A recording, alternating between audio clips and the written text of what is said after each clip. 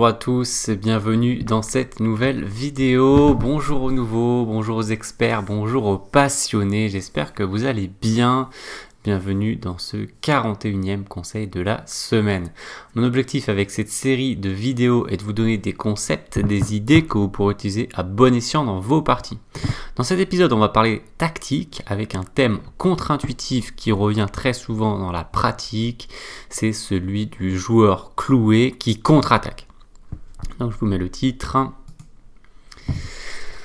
Quand on est cloué, on a tendance à se placer dans un état d'esprit défensif, puisque c'est l'adversaire qui vient nous faire un coup qui nous embête. Pourtant, parfois, on peut être celui qui attaque et qui profite du clouage. Aussi paradoxal que cela puisse paraître. Donc je vais vous montrer deux pièges d'ouverture, plusieurs exemples, les deux grandes thématiques. Vous aurez des questions pour vous tester, puis on terminera par le traditionnel à retenir et 3 exercices. Comme à chaque fois, la préparation de cette vidéo m'a pris plusieurs heures. Je vous rappelle que je les publie totalement bénévolement. Notez que vous pouvez les regarder en plusieurs fois ou utiliser la fonctionnalité YouTube pour accélérer la lecture. Multiplier 1,25, 1,5 ou même plus si vous arrivez à suivre. Un petit mot pour vous rappeler que c'est le dernier jour pour vous inscrire à mon cours de groupe qui débute ce samedi 22 janvier. Je mets le lien dans la description. Allons-y pour le thème du joueur cloué qui contre-attaque. N'hésitez pas à utiliser le chapitrage dans la barre de lecture. Alors on commence avec le plus connu, le plus célèbre, le mat de Le Gall. Donc cette partie qui aura été jouée à Paris en 1750 entre Kermuy de Le Gall avec les pièces blanches et Saint-Brie avec les pièces noires. L'ordre de coups de cette partie prête à discussion, mais je vais en montrer un qui est relativement répandu. Donc les blancs qui ouvrent par E4, E5, cavalier F3, D6, les noirs qui jouent une Philidor. C'était d'ailleurs l'époque du grand Philidor. Fou en C4, voilà, donc des fois on voit des versions avec cavalier en C3 d'abord. Pion en G6, on voit aussi des versions avec pion en H6, je crois que c'est dans le cutoff où il y a un pion en H6, au lieu de G6. Cavalier en C3 et les noirs qui viennent installer un clouage avec fou G4. La première chose qu'on peut remarquer, c'est que les blancs ont sorti 3 pièces légères, tandis que les noirs n'en ont sorti qu'une seule et ils ont fait beaucoup de coups de pion pendant ce temps-là. Et c'est une des explications de ce qui va se produire. Alors si vous n'avez jamais vu le mat de Le Gall, eh bien, je vous invite à mettre la pause pour chercher le coup des blancs. Donc peut-être avez-vous eu l'idée, mais c'était difficile quand on l'a jamais vu. Voilà, on se dit mince, le fou cloue le cavalier sur la dame, on ne peut pas bouger le cavalier sinon on perd la dame. Donc on se met plutôt en situation défensive et on ne se dit pas qu'on va pouvoir profiter de cette situation. Car s'il y a quelqu'un qui pourrait profiter de cette situation, en général c'est plutôt le fou qui cloue le cavalier et d'essayer d'attaquer ce cavalier. D'ailleurs, c'est l'occasion de dire que dans le deuxième conseil de la semaine, j'avais expliqué on ne prend pas l'épaisse clouée. Et donc c'était vraiment sur le thème du clouage aussi, avec des exemples très simples. Donc si vous n'êtes pas familier avec le clouage, je vous invite à aller voir cette vidéo. Et là, on est sur un thème plus avancé, c'est on se fait clouer, mais on va en profiter. Donc c'est paradoxal. Donc il joue cavalier prend E5 de Le Gall ici, et il donne sa dame et il donne son cavalier. Donc il donne 2 pièces d'un coup. Donc les noirs, leur problème c'est qu'ils peuvent pas prendre les deux à la fois, ils doivent en prendre une ou l'autre. Donc dans la partie, il a pris la dame. S'il a pris le cavalier, il serait fait prendre le fou, il aurait perdu un pion. Évidemment, c'était un moindre mal. Mais c'est là qu'on voit que quand le cavalier prend, en fait là il y avait un clouage, mais ce clouage peut se retourner contre le fou, en particulier s'il n'est pas protégé. Puisque quand le cavalier bouge, eh bien, certes le fou attaque la dame, mais aussi la dame attaque le fou, donc ça peut être dans les deux sens. Donc il peut y avoir une question de timing aussi. Si le cavalier fait un échec par exemple, ben, ça aurait été embêtant, le fou n'aurait pas eu le temps de prendre la dame. Mais là le cavalier fait autre chose, et après fou prend dame, les blancs qui vont infliger un mat en 2 coups. Donc si jamais vous ne l'avez pas anticipé, vous ne l'avez jamais vu, vous pouvez mettre la pause pour le chercher. Et donc il s'agit de fou prend pion échec au roi, le roi qui ne peut pas prendre car il y a le cavalier qui protège, il ne peut pas non plus aller en D7 à cause du cavalier toujours, donc il doit aller sur E7. pas d'autre possibilité pour contrer cet échec. Et c'est le mat en un coup des blancs, très joli, le deuxième cavalier qui vient faire échec au roi et qui couvre en même temps la case F6 pour pas que le roi s'échappe.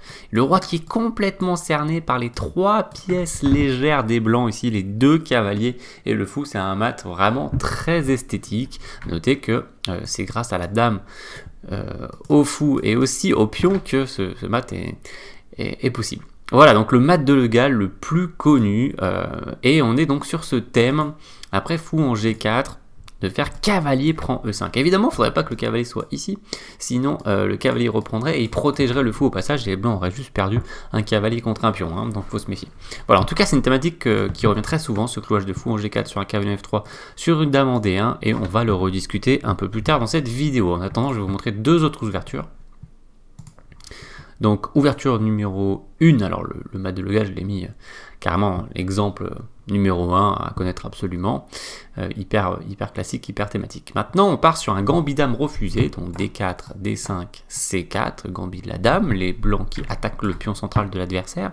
On va voir tout à l'heure ce qui se passe si jamais les noirs font cavalier F6, j'ai souvent parlé de ce coup sur la chaîne, mais dans cette partie il y a le coup classique E6 qui défend le pion, donc bien joué. Si vous voulez savoir comment affronter le gambit de la dame, je vous renvoie vers mon conseil de la semaine à ce sujet. C'était le développement des noirs contre le gambit de la dame, et donc je le mets là-haut car je sais que c'est pas évident. Les blancs ici font cavalier en C3, les noirs font cavalier en F6, donc hyper logique. Les blancs qui développent le fou en clouant le cavalier, donc pour l'instant c'est hyper standard. Et les noirs qui vont cavalier B en D7. Un peu plus souvent, on voit le coup fou E7 qui décloue le cavalier, qui prépare le coup du roc, donc plus classique. Mais cavalier B en D7 qui tend un piège assez vicieux aux blancs, et donc les blancs qui pourraient prendre en D5, pion prend, et être tenté de capturer ce pion, car le cavalier est cloué sur la dame. Là, on se dit vraiment c'est un bon coup, le cavalier prend le pion, les blancs gagnent un pion, cavalier noir est cloué, et on vient de tomber dans le piège tendu par les noirs. Donc si vous n'avez jamais vu ce coup là encore, je vous invite à mettre la pause pour trouver comment les noirs profitent de cette situation. Alors les noirs qui vont capturer quand même ce cavalier contre toute attente, donc on retrouve l'idée de la partie avec le mat de Legal. Cavalier prend en D5, sacrifie la dame, et les noirs vont récupérer la dame avec cet échec terrible, et on se rend compte que le roi est coincé. La seule façon d'enlever cet échec, c'est de mettre la dame en D2, et évidemment la dame qui se fait capturer par le fou, et à la fin les noirs qui reprennent le fou, et le bilan est désastreux pour les blancs, puisque dans cette opération ils ont perdu une pièce, ils ont perdu un cavalier. Ils ont juste un pion en échange d'un cavalier, donc ils ont une position largement inférieure. Donc voilà pour ce premier piège. Je crois que j'ai déjà entendu le nom de piège de l'éléphant. Je ne sais pas exactement d'où ça vient, voilà, aussi si on l'appelle vraiment comme ça. En tout cas, c'est un piège, ça c'est sûr, et il ne faut pas tomber dedans. Il faut par exemple jouer pion E3 ou cavalier F3, voilà, des coups tout à fait raisonnables. On poursuit avec une deuxième ouverture, c'est la défense Marshall. Je voulais teaser juste avant, donc C4 gambit de la dame, et au lieu de faire pion E6 ou pion C6, ou éventuellement le gambit accepté si les noirs savent ce qu'ils font, et bien les noirs qui décident de faire ou la défense Chigorine, ou peut-être la défense baltique, mais là c'est un peu plus risqué, ou peut-être la défense autrichienne, mais c'est beaucoup plus risqué. Les noirs font cavalier F6, qui est un coup que je vois extrêmement souvent au niveau amateur, et qui est une grosse erreur, puisque le pion D5 va disparaître. Après, pion prend pion, et les noirs n'ont plus de centre. Donc cavalier prend, pion E4 par exemple, cavalier en F6, cavalier en C3... Ok, j'avais expliqué dans une vidéo dédiée à la défense Marshall que le plus précis c'était d'abord de faire cavalier F3 et ensuite de préparer le coup E4. Voilà, ça c'est un détail. Sur E4, cavalier F6, cavalier C3, en général, les noirs ne sont pas au courant qu'ils ont un joli coup ici, c'est pion en E5. Donc c'est pas évident à trouver si on ne le connaît pas, effectivement. Donc dans cette partie il y a eu cavalier C6, cavalier F3, hyper classique, les 4 cavaliers qui se développent près du centre. Les blancs ont le centre parfait ici avec 2 pions dans le centre, donc c'est excellent. Et voici le clouage qui débarque et qui pressurise donc ce pion, puisque le cavalier est occupé à défendre ainsi que la dame, mais le cavalier est cloué et la dame est occupée à éventuellement reprendre. Donc il y a une menace d'élimination du défenseur ici de la part des noirs. Les blancs font pion D5. Les noirs, très contents d'eux, font cavalier E5 en se disant de toute façon ce cavalier est cloué, donc il ne va certainement pas prendre, sinon la dame serait perdue. Et ils se sont fait avoir, ils sont tombés à un mauvais endroit au mauvais moment, et les blancs jouent et gagnent. Je vous invite à mettre la pause pour trouver comment. Donc on est sur le troisième exemple consécutif où on voit le même coup, le cavalier va quand même prendre alors qu'on pensait qu'il ne pouvait pas. Les blancs qui sacrifient leur dame, alors cet exemple est déjà beaucoup plus difficile que les deux précédents. En fait, c'est allé crescendo ici. Hein. Bon, le mat de Le Gall, c'est pas non plus facile, hein, mais c'est juste qu'il est très connu. On fout B5 échec. Et regardez, de nouveau, on a un roi qui est très très embêté ici. Donc s'il met le cavalier, on va faire fou prend, il sera obligé de prendre avec sa dame.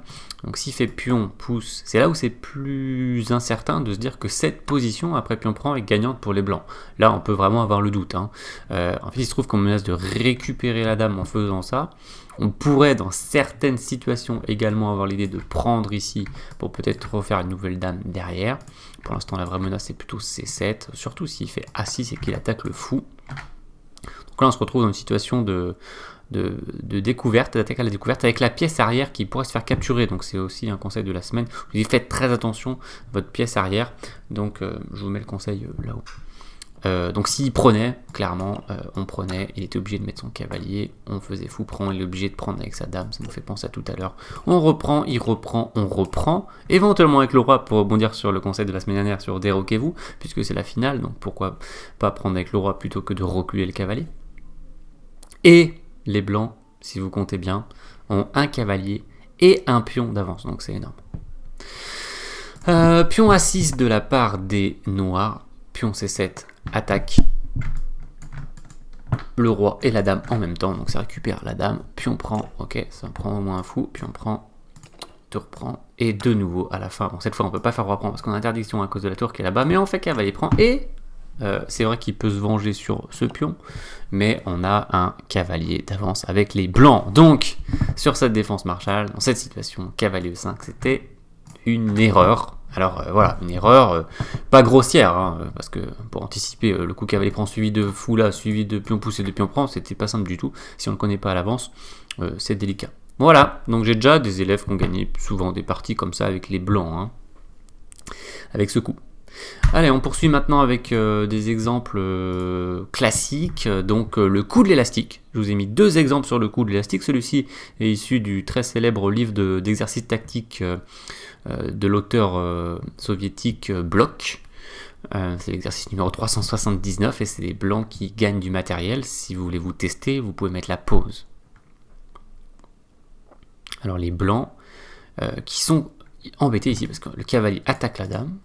Le cavalier attaque le cavalier, la dame attaque le cavalier, la tour attaque le cavalier, et si le cavalier bouge, on pourrait dire qu'on va perdre notre dame car on est cloué ici.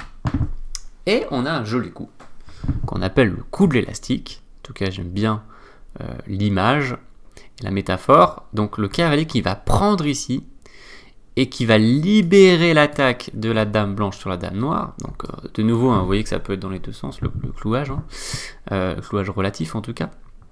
On parlera aussi du clouage sur le roi.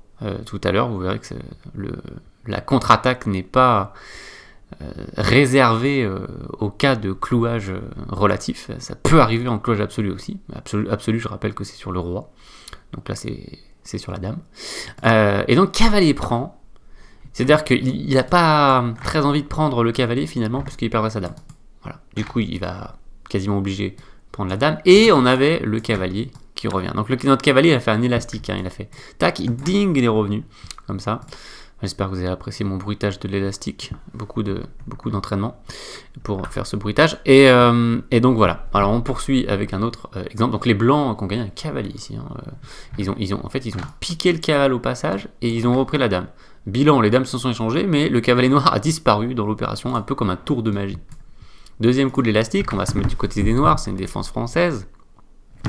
les blancs qui prennent le centre, les noirs qui contre-attaquent au centre, les blancs qui font la variante d'avance. Il y a d'autres possibilités pour jouer avec les blancs contre la défense française. Pion en C5, attaque le centre. Pion C3, défend le centre.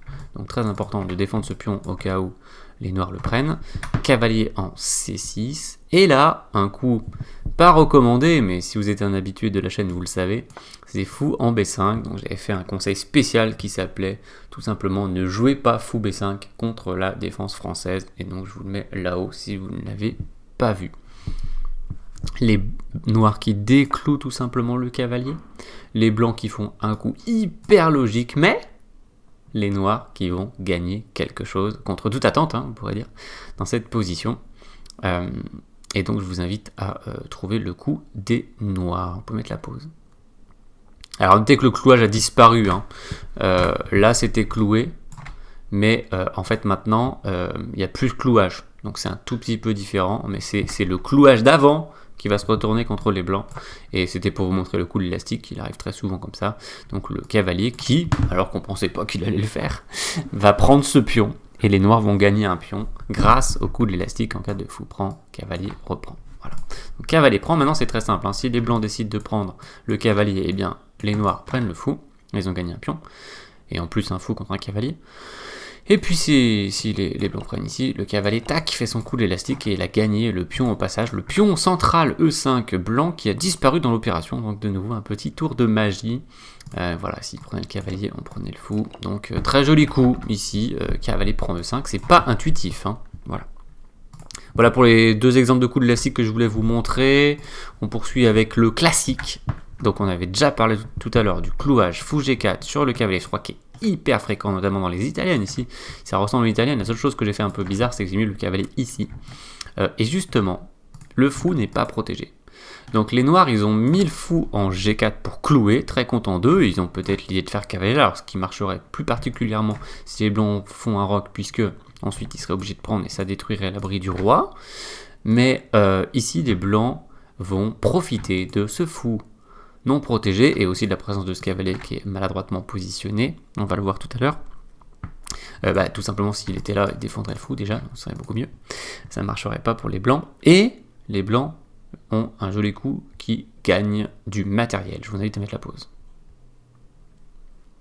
Donc on va venir jouer sur ce fou pas protégé, sur ce vis-à-vis. C'est lui qui voulait jouer sur ce vis-à-vis, finalement c'est nous qui allons jouer dessus. On va faire fou prend F7 échec. Il va... donc s'il prend pas déjà, ça veut dire qu'il fait roi D7, donc il est déroqué, on a gagné un pion, donc merci. Il fait roi prend. Et on fait cavalier échec. Et regardez maintenant, on réveille l'action de la dame sur le fou. Donc il va faire un coup de roi quelconque et on va prendre ce fou. On a gagné un pion et en plus il est déroqué et en plus il y a des trous dans sa position et il y a des coups comme ça qui arrivent. Donc c'est terrible. Voilà, donc je remonte le mécanisme. On a sacrifié le fou sur F7, donc c'est un classique, j'ai mis classique fou G4, fou pour F7. On a fait échec ici, il pouvait pas faire quelque chose de particulier pour enlever cet échec, et ensuite on prend le fou. Alors attention, j'ai mis attention, dans cette situation ça marche pas, le même coup, on peut tenter de faire le même coup, c'est-à-dire fou prend, roi prend, cavalier échec, puis piquer le fou, on se dit franchement, ça marche très bien, mais non. Je vous invite à mettre la pause pour découvrir pourquoi. C'était pas évident, c'est pour ça que je vous le montre d'ailleurs. Donc fou prend échec, roi prend cavalier échec, s'il bouge le roi, la dame prend le fou, il n'y a pas de problème, c'est comme tout à l'heure. Les noirs sont déroqués, ils ont perdu un pion. Voilà. Mais, ici, il y a un joli coup noir. Vous avez peut-être découvert, c'est dame prend cavalier. Malgré la protection du fou, car après, enfin, les noirs vont pouvoir prendre cette dame. Et le bilan, cette fois, est très mauvais pour les blancs, car les blancs, ok, ils vont encore prendre ce fou, certes, mais le compte n'y est pas, ils ont une pièce de retard. Les noirs qui ont 3 pièces contre 2 pièces. Donc les blancs qui se sont fait complètement avoir alors qu'ils croyaient faire un joli coup. Donc méfiez-vous, c'est très important de cette possibilité de la dame de prendre ici tout en protégeant le fou et après il y a l'attaque sur la dame. Voilà, donc ça c'était à connaître. Et maintenant je vous montre un dernier exemple sur ce coup de cavalier prend E5. Alors des fois ça va être le cavalier qui va s'enlever en premier, comme dans le mat de Le Gall, et des fois ça va être le fou qui va se sacrifier en premier. Il faut voir lequel pourrait fonctionner. Des fois il y en a un qui marche, rarement deux, et des fois il y en a 0 qui marche. Donc cavalier A5 joué ici par les noirs, erreur. les blancs profitent de la situation. C'est un tout petit peu différent, je vous invite à mettre la pause. Donc pas très difficile, on replace fou prend F7 échec, on attire le roi, donc sacrifice d'attraction, et on fait cavalier prend. Alors malgré la protection du cavalier, comme on passe par là, on va créer 2 attaquants sur le fou et aussi sur le roi. Donc on va venir capturer, donc il va bouger par exemple, on va prendre ça, et là on a carrément gagné 2 pions avec les blancs, et en plus il est déroqué, donc c'est la totale. Voilà. 2 derniers exemples à vous montrer avant de passer à retenir et aux 3 exercices. Donc un que j'aime beaucoup, on va se mettre du côté des noirs. Donc ici, il y a le fou qui cloue le pion sur la dame. Et pour cette raison-là, les blancs sont très contents de faire dame prend pion, en se disant que si le pion prend, eh bien le fou prend. Et ça a gagné un pion. Fort bien.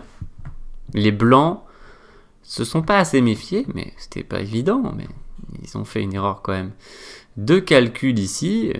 Ils ont sans doute pas anticipé le coup des noirs, et je vous invite à découvrir comment les noirs gagnent dans cette position. Vous pouvez mettre la pause. Pas du tout simple, je ne sais pas si vous l'avez trouvé. Après, vous aviez un bon indice si vous regardiez le titre sur la droite, car c'est s'en prendre au cloueur. Donc le cloueur, c'est lui, et c'est uniquement grâce à lui que la dame est sécurisée temporairement. Et c'est ce caractère temporaire, faire très attention, car la dame se met en prise par un pion. Mais les blancs, ils ont prévu de reprendre la dame derrière. Ok, mais qu'est-ce qui se passe si ce fou se fait attaquer? Là, il va y avoir un problème. Alors, il y a plusieurs façons d'attaquer, mais la plus intéressante, c'est avec le pion. Donc on fait pion G5, et regardez ce fou qui est en panique. Soudainement, c'est la panique dans le camp des blancs. Le joli coup se transforme en catastrophe, puisque les blancs qui comptaient gagner un pion vont perdre un fou. Car effectivement, si le fou capture le pion ou va ailleurs, eh bien la dame est perdue. Donc là, ça perd carrément une dame. Donc le fou, il avait une mission. Il était occupé à clouer. Et comme il ne peut pas maintenir ce clouage, s'il avait eu cette case, il n'aurait pas eu de problème. Il aurait pu reculer, ok. Et maintenant, la dame va devoir partir probablement, et le fou va être simplement perdu. Donc les blancs qui, au lieu de gagner un pion, perdent un fou. Donc attention à quand on fait un clouage, et qu'on espère profiter du clouage, il faut se dire, est-ce que la pièce qui cloue est solidement soit protégée, soit positionnée, voilà, qu'elle ne se fasse pas dévier, attaquer, tout ça. Et dernier exemple, c'est les noirs qui sont très contents ici avec leur tour sur G en face du roi, de placer le coup dame H3 pour venir menacer mat. Donc c'est vrai que ça a l'air hyper puissant quand on le voit arriver. On se dit, oulala, le pion ne peut pas prendre parce que le roi sera en échec. Et en plus, si le pion avance, et bien ici, il y aura un pion F3 avec mat imparable en G2. Là, on se dit, les noirs sont vraiment très forts. Ils ont fait un coup très puissant. Et c'était l'erreur fatale. Donc maintenant, on se met du côté des blancs. On va revoir le coup des noirs dame en H3. Et les blancs jouent et gagnent la partie. Je vous invite à mettre la pause. Et s'en prendre au cloueur, j'espère que c'était clair pour tout le monde ici, qu'on va s'en prendre à cette tour, car c'est grâce à elle, et uniquement grâce à elle, que la dame peut impunément venir se placer ici sans se faire prendre par le pion. Mais s'il arrive un malheur à la tour G6, la dame va se retrouver attaquée. Et voilà pourquoi la dame blanche va se sacrifier sur la tour. Donc, dame prend tour, et les blancs gagnent une tour, tout simplement. Car soit les noirs reprennent, et à présent, la dame est vraiment en prise, et donc vous vous rendez compte que les blancs ont 2 tours contre une tour, ou bien la dame s'en va, et auquel cas la dame blanche s'en va elle aussi. Voilà. Donc joli coup très important qui arrive de temps en temps. Donc la pièce qui cloue, il faut savoir si elle est stable ou pas. C'est ça qu'il faut retenir. Eh bien, il est temps pour nous justement de passer au à retenir. Donc on y va. Tac. Donc pour ce à retenir, on y va. Le joueur cloué contre-attaque. Premièrement, il faut savoir que la victime, c'est-à-dire celui qui se fait clouer, peut devenir l'attaquant. Donc il y a un changement de rôle ici, et donc il y a un blocage psychologique à surmonter, de se dire celui qui est cloué, donc celui qui subit peut être celui qui attaque. Donc il y a quelque chose de contre-intuitif là-dedans. Et la première chose, c'est de se dire que ça peut arriver. Voilà. C'est la toute première étape, hein, c'est de se dire je peux être dans la peau de celui qui attaque alors que c'est moi qui me fais clouer. Une fois que vous avez franchi cette étape, vous avez fait la moitié du travail. Alors, en attaque, si c'est vous qui clouez, soyez vigilant, concentrez-vous sur les ressources de votre adversaire. C'est pas parce que vous clouez qu'il peut rien faire. La preuve, on a vu plein d'exemples, ça arrive très souvent. Donc, déjà de vous dire quand vous êtes le cloueur, je ne suis pas invincible. Donc vraiment, on est sur une thématique psychologique. Il y a eu plusieurs conseils de la semaine où j'ai évoqué cet aspect. Et on est vraiment aussi très très proche de celui sur l'attaque à la découverte, où on se dit « je fais la découverte » et on se fait capturer la pièce qui donnait l'échec. Et là, on se fait avoir. Donc troisièmement, en défense, si vous vous faites clouer, soyez à l'affût. Vous devez être comme une bête à l'affût. Donc guettez vos chances de contre-attaque. Parfois il y en a pas, parfois il y en a. Et si l'occasion se présente, eh bien, surgissez. Et pour finir, les deux grands thèmes qu'on a vus dans cette vidéo, c'est évidemment l'attaque à la découverte, c'est la pièce clouée qui bouge et qui libère une attaque. Et on a vu également s'en prendre à la pièce qui cloue pour casser le dispositif de l'adversaire. Voilà, j'espère que c'était assez clair. Et pour terminer, vous avez droit à 3 exercices pour vous tester qui sont de niveau de plus en plus dur. Donc, on va remettre ça, ça et ça. Exercice numéro 1. Les noirs décident de prendre le pion. Ils se font clouer par tour 1. Cependant, les noirs vont profiter de ce clouage. Je vous invite à mettre la pause. Donc, j'espère que vous avez trouvé ce joli coup de cavalier D2. Donc, on donne la tour, mais on veut la récupérer derrière avec un petit intérêt, un fou au passage. Et il se trouve que malheureusement, les blancs n'ont pas de solution, car ce fou est également attaqué, la tour est attaquée, et la tour ne peut pas se mettre là pour défendre le fou. Donc, tout est attaqué soudainement côté blanc. Donc là, il ne fallait pas prendre trop la confiance avec les blancs quand on a joué tour E1. Puisque c'est les noirs qui ont déclenché une contre-attaque foudroyante avec cavalier D2 et qui gagne un fou. Tour prend 5, cavalier prend fourchette, le roi bouge, et hop, les noirs en cavalier de plus, ils gagnent la partie. Deuxième exercice, c'est les blancs jouent et gagnent. Je vous invite à mettre la pause pour trouver comment. C'est déjà plus difficile, alors qu'on s'est pris un clouage ici. En plus, la tour elle est embêtée, car elle ne peut pas se mettre à la protection du fou à cause de l'autre fou. Donc la paire de fous des noirs qui fait un bon travail ici. Mais les blancs vont utiliser ce clouage à leur profit en jouant le très joli tour E en E7. Alors si vous avez fait tour E4, il y avait l'idée, malheureusement après fou prend D2 tour prend C4, vous croyez avoir rétabli l'équilibre, mais il y a la petite fourchette qui fait pas plaisir. Ok, donc ça marchait pas. Donc on va sur la 7ème rangée, donc 2 tours en 7ème, ça nous fait beaucoup penser au conseil de la semaine sur la 7ème rangée quand même. Allez, je le mets là-haut, ça fait beaucoup de références pour si vous avez envie de travailler, vous avez de quoi faire. Donc les 2 tours en 7ème, et on donne le fou, mais aussi on attaque le fou. Donc les 2 fous peuvent se faire capturer. Et si les noirs prennent le fou, malheureusement pour eux, il y a un mat en 3 coups qui arrive, un mat classique avec les 2 tours sur la 7ème, échec au roi, le roi s'en va, échec au roi, le roi s'en va, échec et mat, un beau mat. Voilà, et il se trouve que si les noirs veulent défendre ce mat, eh bien de toute façon ils vont perdre leur fou. Dernier exercice pour vous, c'est le plus difficile, c'est des joueurs qui auraient joué à Paris en 1922, j'ai légèrement modifié la position pour améliorer une variante qui n'était pas si claire, c'est les blancs, se sont fait clouer, hein, donc c'est pas la joie ici, mais les blancs jouent et gagnent, alors même qu'ils ont une pièce de retard, et qu'en plus ils viennent se faire clouer, donc c'est inattendu. Donc les blancs jouent et gagnent, je vous invite à mettre la pause. Beaucoup plus dur, il s'agit de tour point F6, alors non pas tour G3, ici, qui pourrait partir d'un bon sentiment, car on cloue, déjà en faisant ça, on va sauver, on va limiter un peu la casse, voilà effectivement.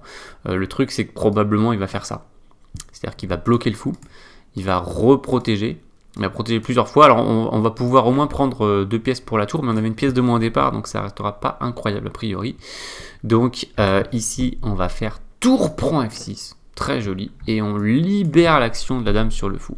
Alors on sacrifie la dame évidemment dans la même opération. Alors s'il prend juste la tour, on est très content de prendre ça sur échec. Regardez le cavalier qui est cloué par le fou, les deux fous qui sont monstrueux ici sur les deux diagos, ça va être le cas aussi dans l'autre variante. Le roi qui s'en va, dame F5, menace mat car le cavalier est cloué sur la diago ici, donc menace échec et mat en un coup. Il faudrait qu'il bouge et on va juste prendre le cavalier et il y a un mat qui traîne. Donc on est complètement gagnant. S'il prend avec sa dame, bon bah c'est pas mieux, on prend ici, on va minimum gagner la dame. D'ailleurs on peut faire encore plus beau gagner la dame, on peut faire ça et mater probablement au coup suivant, donc c'est assez classe. Sauf s'il fait dame échec, mais on va faire fou prend. Ok, et donc maintenant notre belle variante c'est fou prend D1. Tour G6, échec double, car on fait échec à la fois avec le fou et avec la tour, donc il est obligé de bouger son roi, il n'a pas le droit de prendre la tour car l'autre fou, donc les deux fous et la tour qui vont se faire vraiment un régal ici.